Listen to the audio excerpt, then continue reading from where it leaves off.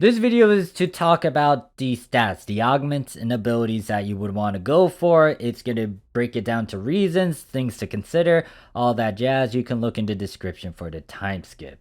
This video will not go in depth about the system just yet. I will have separate videos for that. But for now, this is to try to give you some leeway or at least point in a certain direction for why you would want to go for this particular ability over these abilities and things to consider, because as of this recording and as of this release, it is still new and there's a lot of things that can pop up, a lot of improvements, a lot of future possibilities, and maybe new augments and abilities that we haven't seen from base PSO2. And things to consider because there are some mechanics that are different from that of base PSO2.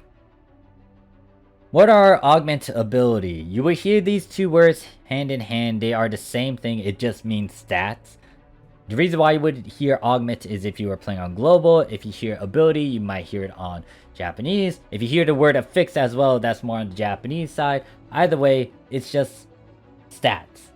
This is a technical influence, technical mechanic that you will most likely toy around with, and this will help you later on with some endgame stuff and just to give you a boost in terms of having a certain style or at least trying to increase a certain stat.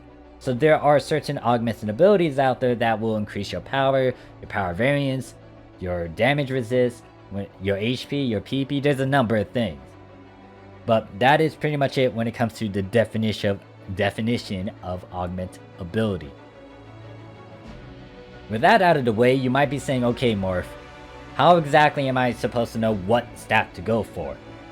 That will vary, and I am gonna point to all these things that you have to consider, but it's up to you to make the final decision.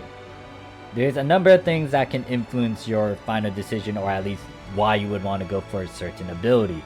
Could be because that's the only ability you have. It could be because of the fact that this thing will emphasize heavily on that certain attack stat you're going for. It's because maybe you want a bit more PP so you can use a lot more photon action or techniques. There's a number of factors you had to consider, and once again, look in the description for the time skips. Now, here's the big rule of mine, and this is just my rule, you don't have to follow it, but the big thing is, if you were to go for any sort of stat, if you had to look at all the stats, and you had to choose one of them, try to go for the one that has multiple abilities. Why? Because that will cover multiple abilities. You don't want, or multiple stats. You don't want to go for one that is quite stagnant and only covers one thing. Try to get as many stats as possible with that certain ability. Now, there's things to note as well. The big thing is, as of this recording, and as of this date of whenever I release this, things are not fleshed out yet. There are chances that we will get higher percentages. There are chances that there will be higher grades. So make sure to take that into consideration as well. And not only that, there might be more abilities that can do a lot more things down the line for New Genesis.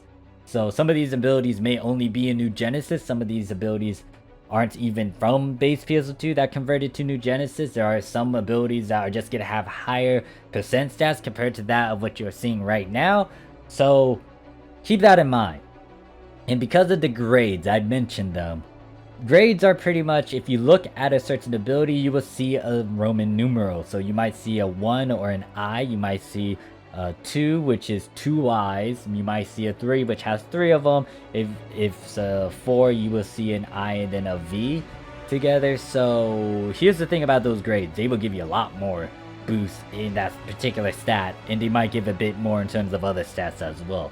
So you need to be careful with using your resources.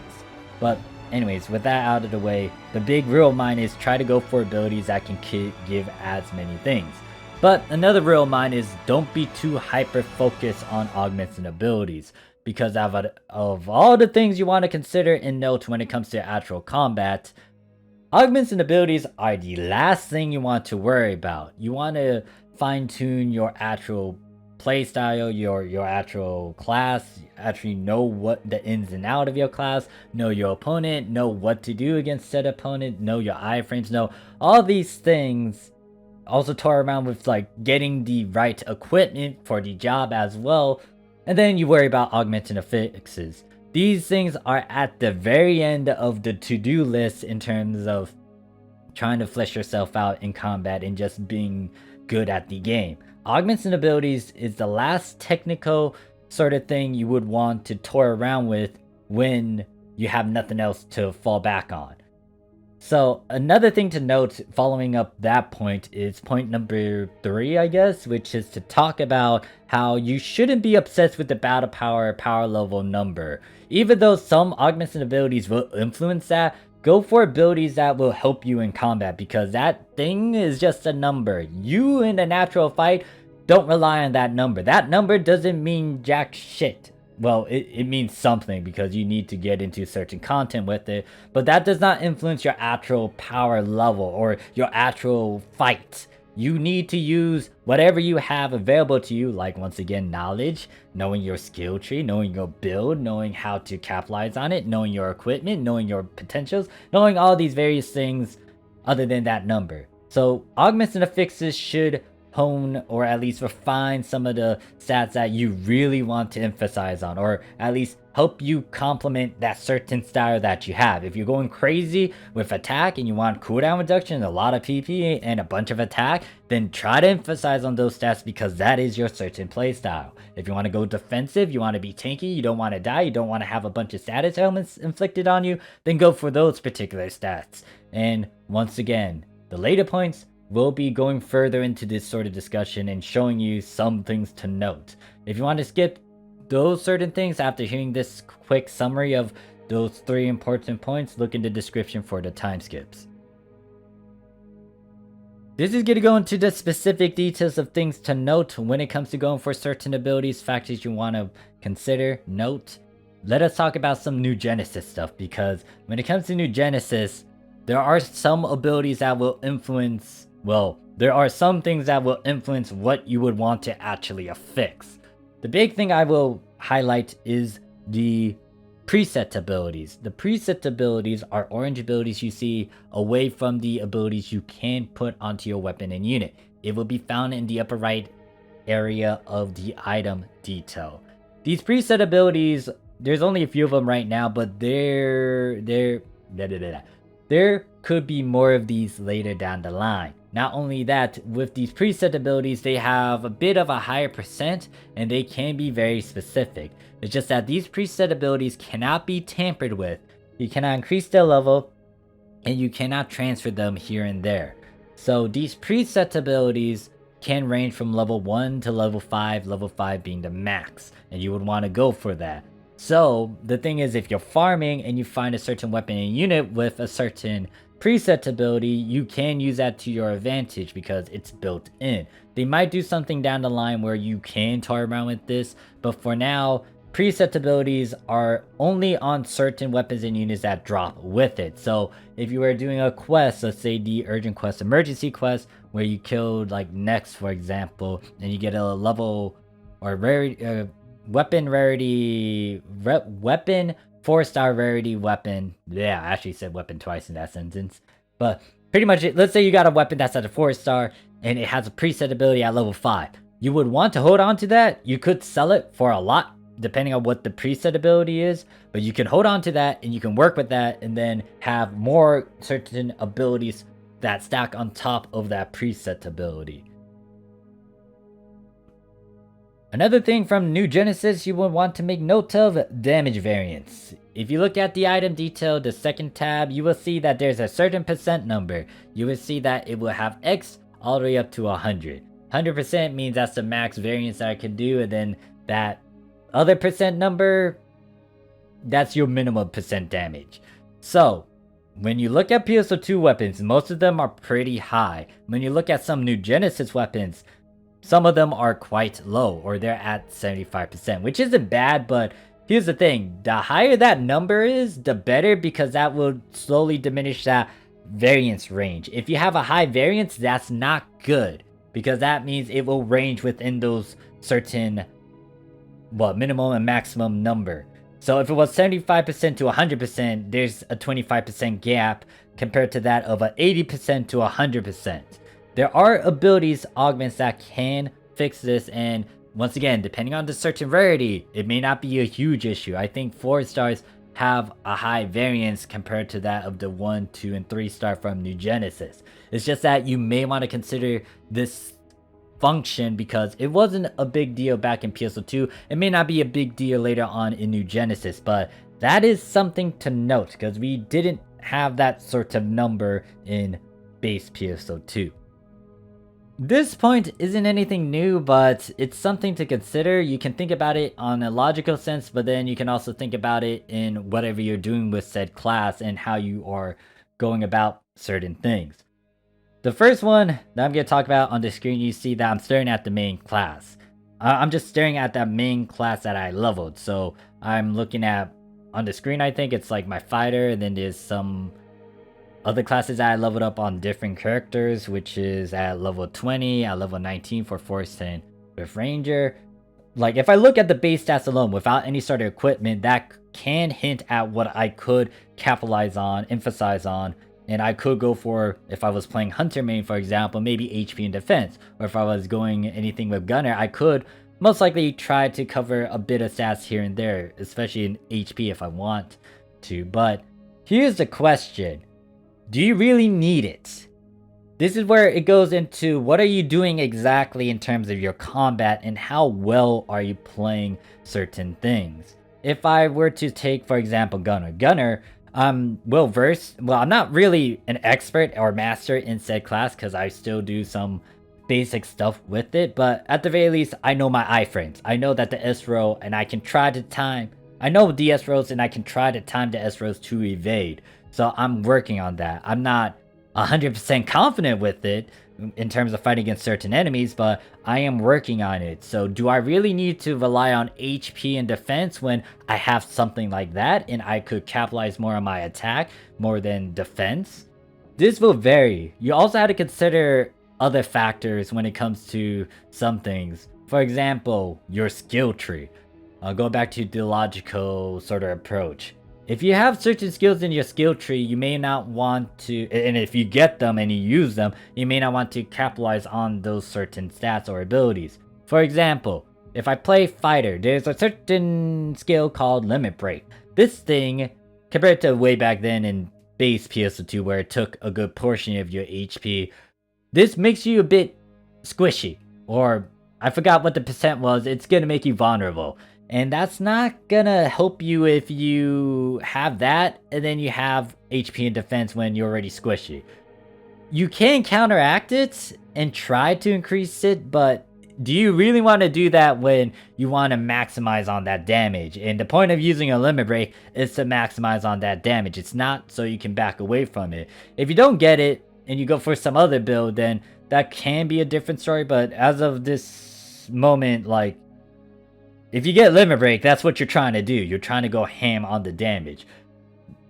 Another example is if you look at the hunter skill tree with Iron Will. Iron Will is a good perk to have. It's just that, do you really want to capitalize on HP and defense if you're gonna rely on this little mechanic?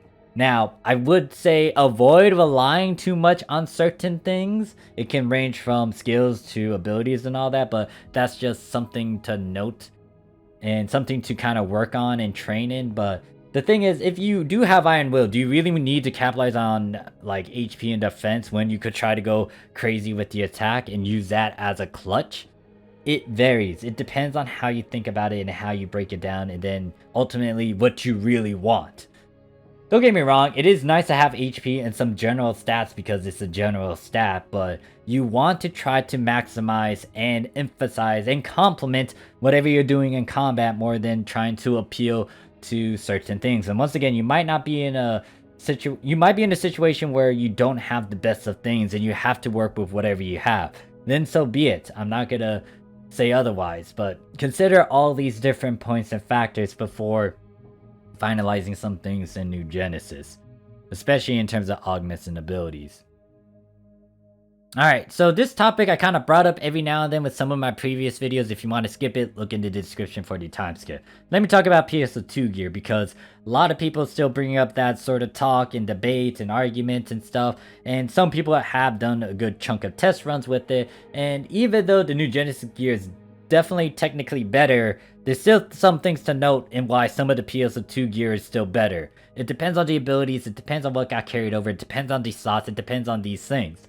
However, I would say do whatever the hell you want to do, and not only that, if you're going to go into some comparisons, especially with the augments and the fixes, they can have a key factor in what you are doing to the point where you can have an edge over someone that has new Genesis gear. Even though they do have the attack power and they have higher BP power level, if you have stuff that can definitely complement you and do a lot more damage very quickly, then you are most likely going to be able to pull aggro. And that could be a good and or bad thing. Most of the time when I'm playing on Ranger, that is a bad thing because I don't want aggro. Unless there's a hunter that knows their stuff and they can pull the aggro away, thank God. But most of the time when I play on Ranger, I get aggro and I hate that. So that's the thing. Even though, yes, on paper and with some of the numbers and some of the giant percents, NGS gear can do better, that does not mean jack shit because it still considers the other variables like skills and all that. Not only that, some of the PSO2 abilities that converts into New Genesis is unique because New Genesis does not have an equivalent to it yet. Most of the abilities in New Genesis, they're pretty standard and it doesn't have the certain perks that some abilities have. Some of these abilities on weapons that you could try to aim for do not have anything with PP reduction just yet. Or something that can emphasize your photon arts, your techniques and all that jazz as well, like the S4 Rising Pursuit that get converted over to NGS. That is very unique. You'll see some of the abilities that I'm talking about on the screen with me showcasing the TMGs that I have, and it's going to be on a loop until I get past this point. But pretty much, once again, the point is like use whatever you want and do whatever you want. If you have PSO2 gear and people try to shame you for using it, it's like, whatever, I'm saving resources. The big thing you have to note is that the new Genesis gear eats up a good chunk of resources, especially depending on what the rarity is, depending on what you are doing with said weapon. So, if you are using PSO2 gear and someone's using new Genesis gear, you are saving resources because you're not going into that, new Genesis gear yet. In due time you will, but by that time, you should have enough stuff to easily enhance it. You should have enough stuff to easily go for certain abilities you want. It's just that there's pros and cons for both ends, for both using PSO2 gear and new Genesis gear. And you shouldn't dismiss it so easily. Either way, here's the thing, do whatever the fuck you want to do, alright? Moving on. The last thing that I'll talk about is word of caution and just something to note. I'm gambling on this concept because it might happen. It may not happen, I might be wrong. But the thing is, right now, the augment and the fix system is very friendly because it took away a lot of RNG. And there's other ways to go about getting these abilities. It's not as bad, especially since you can easily farm for some of these things. However, the question is, how is it in the future? Is it going to be this easy, or is it going to get complicated? Are these percents going to be able to stack to 100%? Or are we going to be dealing with hellish number where you can't really get to 100% despite stacking 10 capsules? There's a lot of things that New Genesis trade off, and I'll talk about that when I toy around with the system a bit more. Once again, this may happen, this may not happen in terms of it being easier, or it is easier for now, then it can get harder later. All in all, you gotta grind, you gotta farm, because all these capsules, you can buy them or you can farm for them. Farming for them right now is not so bad. And you can get a profit off of it if people aren't farming for it as well. But that's the thing to note. They did a trade-off where they did something like this, but they also did another thing, which is there's a lot of materials you gotta spend. Now, it may not be in terms of augments and affixes, but I would say be careful with that, especially if you look at the ship conversion, or the, not ship conversion, excuse me, the capsule conversions. To get to a higher grade, especially if you don't farm for them, you would need to trade a lot of things. You could trade lesser grades, and then also some mats to try to get the higher grade, which is good. But the question is, how big is that damn number that they're having? Right now, the max is 10 from the looks of it. But what happens if it goes to grade 4 or 5? What happens if it's something that is going to be really good, but it eats up a lot of monomates and dolmates, or whatever those rocks are called? You got to consider that. You got to be careful with that. That's why I've been hoarding the living shit out of things. you don't need to worry about that if you just play the game casually and you at least grind or at least go to these spots and farm and mine these different rocks every now and then. You don't have to do it every day, every week, every month, but you need to consider that that thing is a bit scary because it looks like it's going to eat up a lot of resources. And ultimately, it depends on how easy it is to farm for these resources. As of right now, it's not bad because it's still new and it's making it look easy, but SEGA could do a 180 and make it harder down the line, and you gotta grind. But yeah. Not only that, you gotta be careful with the percentage as well. Like I mentioned a bit earlier, this looks easy for now, but some of these percents can't hit up to 100. Grade 1s and 2s, most likely you can, but some of these soul abilities, they're stuck at 80%. And these are some beginner basic abilities. What happens if it's a higher grade? What happens if it's a different soul? And what happens if they're not going to be at 100%? And how are you going to be able to tackle that if there's not an influx or easy way to increase that percent? There is a way to get 10%, but I'll save that for a different recording. Granted that there's already videos out there talking about that. Anyways, that is pretty much it with this point. And that wraps up this video. So once again, hopefully this video shows you what to do, what stats to go for, what augments abilities to go for, and what to consider. If you have any question, comment, concerns, put it down below. There will be a video later where I dissect the basics, see if there is some similarities, differences from base PSO2 and base PSO2 affix system to the new Genesis affix system.